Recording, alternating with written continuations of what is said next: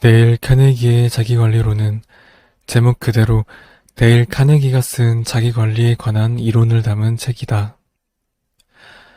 데일 카네기는 성인들을 대상으로 인간관계를 교육하는 강의를 하며 카네기 연구소를 설립해 자기개발 분야에서 기념비적인 업적을 남겼다. 데일 카네기의 대표적인 저서로는 인간관계론이 있는데 그 또 다른 역작으로 불리는 것이 이 자기관리론이다. 책은 전체적으로 주고자 하는 주제를 제시하고 그에 관한 일화들을 예시로 나열하는 형식을 띱니다. 결국 전하고자 하는 내용은 같기에 저는 선택적으로 예시를 골라서 읽었다는 점 참고해 주시면 되겠습니다. 시작은 걱정에 대해 알아야 할 기본 지식으로 시작합니다. 첫 번째 지식, 과거와 미래를 철문으로 닫아버리고 오늘이라는 공간에서 살아가라. 즉, 오늘이라는 현재에 충실하라는 뜻입니다. 다들 카르페 디엠이라는 단어를 한 번씩 들어보셨을 겁니다. 오늘을 즐겨라 또는 지금 이 순간에 충실하라 라는 라틴어입니다. 몬트리올 종합병원 의대생이었던 윌리엄 오슬러는 의사 자격 시험을 통과할 수 있을지, 앞으로 무엇을 하고 어디서 경력을 쌓아야 할지, 어떻게 먹고 살 수 있을지를 걱정하고 있었습니다. 그런데 그때 읽은 한 문장이 그를 당대 가장 유명한 의사로 만들었습니다. 그는 세계적으로 이름난 존스 홉킨스 의대를 세웠고 대영제국의 의사가 받을 수 있는 가장 명예로운 지위인 옥스퍼드 의대 흥정교수가 되었습니다. 그가 읽었던 한 문장, 곧 평생을 걱정해서 자유롭게 살 수 있도록 만들어 주었던 문장은 토머스 칼라일이 한 말이었습니다. 우리는 멀리 희미하게 보이는 것을 보려 하지 말고 눈앞에 분명히 놓여있는 것을 행해야 한다. 저도 어떤 일에 대해 걱정을 많이 하는 편입니다. 이렇게 했다가 안 되면 어떡하지? 나중에 이 선택이 후회하지 않을까? 그러나 후에 생각해보면 대부분 쓸데없는 걱정이었고 그 당시 묵묵히 밀고 나갔으면 더 나은 결과가 나왔을 것입니다.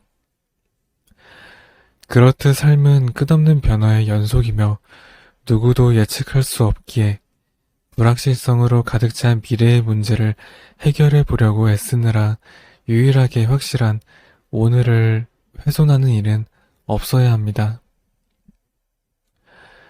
주위에 이 본질을 모토로 삼는 기업이 있죠. 바로 나이키의 Just Do It 슬로건입니다.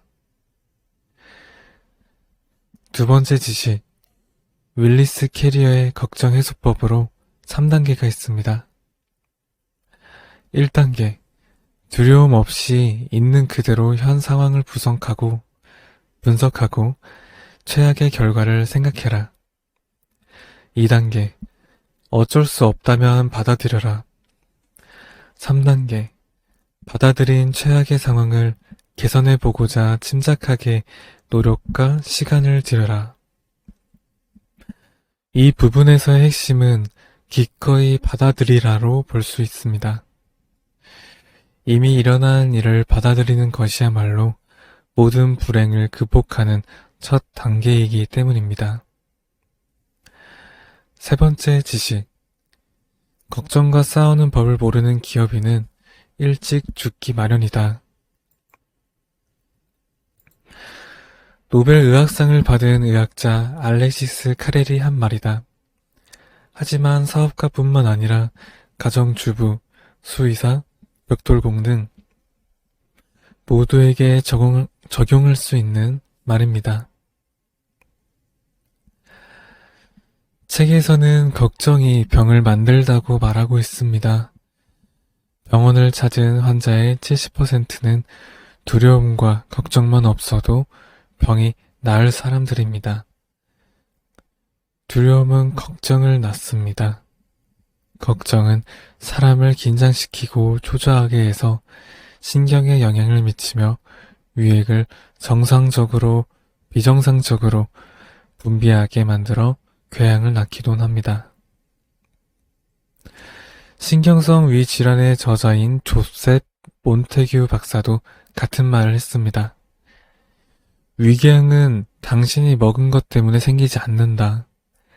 당신을 갉아먹고 있는 당신을 갉아먹고 있는 것이 위궤양을 낳는다라고. 메이오 형제 일화도 있습니다. 메이오 형제의 병원 병상 중 절반이 신경질환을 앓는 사람들로 채워져 있다고 말했습니다. 그러나 고성능 현미경으로 신경을 들여다 보았을 때 그들 대부분은 건강해 보였다고 합니다. 이들의 신경 문제는 신경의 물리적 퇴화에서 비롯된 것이 아니라 자기 비하와 좌절감, 불안, 걱정, 두려움, 절망 따위의 감정에서 비롯되었습니다. 플라톤 또한 정신과 육체는 하나다. 그리고 둘은 별개로 취급하면 안 된다라고 말한 바 있습니다. 이처럼 걱정은 신체에 영향을 끼쳐 건강에도 문제가 될 수 있습니다. 마치 우리가 집에서 끙끙 앓다가 막상 병원에 가면 아픈 것이 옅어지는 것처럼 병원에 왔다는 안심함 등으로 걱정이 사라졌기 때문은 아닐까라는 생각이 듭니다. 이러한 걱정을 분석하는 기본 기술들도 기술되어 있는데 앞들의 내용들과 일맥상통합니다. 예시로 걱정을 잊기 위해 바쁘게 살라 등이 있습니다. 이상이 걱정에 관한 자기관리론이었습니다. 다음은 평화와 행복을 부르는 자세에 대해 이야기해보고자 합니다. 누군가 질문을 합니다. 지금까지 배운 것들 중에서 가장 중요한 교훈이 무엇입니까? 어렵지 않은 질문이다. 나는 생각이 중요하다는 것을 배웠습니다. 만약 내가 당신이 무슨 생각을 하는지 안다면 당신이 어떤 사람인지도 알 수 있을 것이다. 우리의 생각이 우리를 만든다. 우리의 마음가짐은 운명을 결정하는 중요한 요소다. 에머슨은 사람이 하루 종일 생각하는 것, 그것이 바로 그 사람이다. 라고 말했습니다. 즉, 우리의 삶은 우리가 생각한 대로 만들어진다라는 것입니다.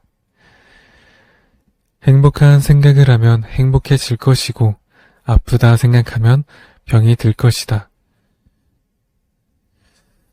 그러나 이 책에서는 모든 문제를 낙관적으로 바라보고 말하는 것은 아닙니다. 삶이란 소설처럼 단순하지 않습니다. 다만 부정적인 태도보다는 긍정적인 태도를 가져야 한다고 말하고 있습니다. 행복을 부르는 법 첫 번째, 즐겁게 생각하고 행동해라. 그러면 즐거워질 것이다. 두 번째, 적에게 안갚음하려 들지 말라. 그래봐야 적보다 자신에게 더 많은 상처를 안길 뿐이다. 우리가 좋아하지 않는 사람을 생각하는데 단 1분도 낭비하지 말자. 적을 증오할 때 우리는 적에게 우리의 지배권을 넘겨주게 됩니다. 잠, 식욕, 혈압, 행복은 적의 손안에 들어갑니다. 셰익스피어는 이렇게 말했습니다. 적 때문에 용광로를 뜨겁게 지피지 말라. 그러다가는 내가 먼저 화상을 입을 테니. 세 번째, 감사할 줄 모르는 사람들 때문에 마음 쓰지 말고 오히려 당연하게 받아들여라. 예수가 하루에 한센병 환자 10명을 고쳤지만 그 중에 단 한 명만 감사하다고 인사했음을 기억해라. 우리가 예수보다 더 감사를 받아야 할 필요가 있는가? 행복해질 수 있는 유일한 방법은 감사를 바라지 말고 주는 기쁨을 얻기 위해 베푸는 것이라는 사실을 기억하라. 감사는 길러지는 것임을 기억하라. 아이들이 감사하는 사람으로 자라길 원한다면 그렇게 가르쳐야 한다. 네 번째, 내가 가진 문제가 아니라 받은 행복을 헤아려 보아라. 해럴드 에벗의 일화를 소개합니다. 원래 저는 걱정이 많은 사람이었어요. 하지만 1934년 어느 봄날 길을 걷다가 어떤 장면을 목격한 순간부터 모든 걱정이 사라졌지요. 불과 10초 사이에 일어난 일이었습니다. 그 짧은 시간을 통해서 이전 10년 동안 배운 것보다 더 많은 지혜를 깨우쳤답니다. 저는 2년간 식료품점을 운영하면서 저축한 돈을 다 까먹고 빚까지 떠안게 되었어요. 7년 동안 빚을 갚아야 할 처지였습니다. 토요일에 가게 문을 닫고 캔자스 시티에서 일거리라도 찾을 걱정으로 은행에 돈을 빌리러 가던 참이었습니다. 저는 마치 인생의 패배자처럼 걷고 있었어요. 의욕이나 확신이라고는 찾아볼 수 없는 상태였습니다. 그런데 갑자기 길 저편에 다리가 없는 사람이 나타났습니다. 그는 롤러스케이트 바퀴를 단 작은 널빤지에 앉아 양손에 쥔 나뭇가지로 땅을 밀면서 이동했어요. 막 길을 건넌 다음 인도로 올라오기 위해 애를 쓰고 있었지요. 그가 널빤지를 기울이는 순간 저는 그와 눈이 마주쳤습니다. 그는 환한 미소를 지으며 활기차게 인사했습니다. 안녕하세요. 좋은 아침이죠? 순간 제가 얼마나 부자인지 깨달았습니다. 제게는 두 다리가 있고 걸을 수 있었거든요. 자기 연민에 빠져있던 제 모습이 부끄러워졌습니다. 다리가 없는 저 사람도 행복하고 쾌활하며 자신감에 차 있는데 두 다리 멀쩡한 제가 그러지 않을 이유는 전혀 없었습니다. 저는 가슴이 벅차올랐습니다. 처음에는 은행에서 100달러만 빌릴 생각이었지만 이제 200달러를 요청할 용기가 생기더군요. 처음에는 캔자스시티로 가서 일자리를 구해보겠다 라고 말할 생각이었습니다. 하지만 이제는 캔자스시티로 가서 일자리를 구하겠다 라고 자신있게 말할 수 있었습니다. 덕분에 저는 대출을 받았고 일자리도 구했습니다. 저는 욕실 거울에 이렇게 붙여놓고 매일 아침 면도할 때마다 읽습니다.